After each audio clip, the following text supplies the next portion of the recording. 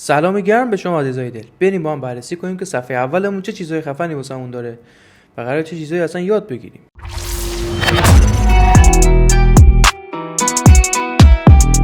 من مهراب بزرگی هستم، مدرس این دوره. ممنون میشم ازت اگر از محتوایی که ما داریم درست میکنیم خوشت اومد و قابل استفاده بود واسات ما رو در شبکه‌های اجتماعی به اشتراک بذاری و باعث بشی که بیشتر دیده بشیم تا بچه‌های بیشتری بتونن از آموزش‌های رایگان ما استفاده کنن. خب تو قدم اول میایم اینو به اسکافولد تغییر میدیم. بعد از اینکه به اسکافولد تغییرش دادیم آخرش کاما میذاریم، آخرش سیمیکالون میذاریم. کاما چیه؟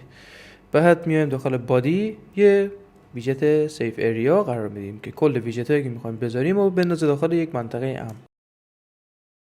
بعد اینجا میایم یک سینگل چایلد اسکرول ویو میذاریم، سینگل چایلد اسکرول ویو. بعد داخلش یک ویژت کالم بهش میدیم.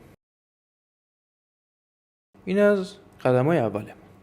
مرتبش میکنیم، خطاش میره. چی میخوایم؟ یه بخشی میخوایم که مثلا عکس پروفایلمون نشون بده، اسممون رو نشون بده و نوتیفیکیشن های تو اپلیکیشن داریم و مثلا بهمون نشون بده. بریم واسه پیاده سازی این بخش. پس تو قدم اول یه رو نیاز داریم.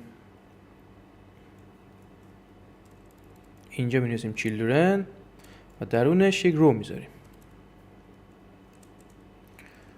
و داخل این رو باز یه رو دیگه میذاریم چون اینجا میخوایم عکس و اسممون رو نمایش بدیم. اینجا می‌نویسیم ایمیج asset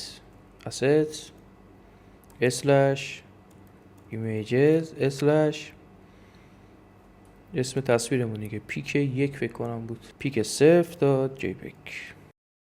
یه مرتب کنیم ببینیم چیکار کردیم. خب این جوانک رو برای ما آورد اینجا داره نمایش میده. بیایم بذاریم روی 20 خیلی کوچیکه، بذاریم روی 45. این اوورفلو هم ببندیم. این از این یه ذره بیشتر کنیم این سایز این جوانک رو که معلوم باشه دیگه. خب یه هایت هم بهش میدیم، هایت و ویدو یه سر یه اندازه میذاریم که مربع تحویل بده دیگه. اینو میذارم 65. بعد فیدش رو میذارم روی باکس. اینم کاور. تموم شد رفت. مرتبش میکنیم. برای گرد کردن گوشه های یک عکس میایم از یک ویژت استفاده میکنیم به اسم کلیپ آرکت.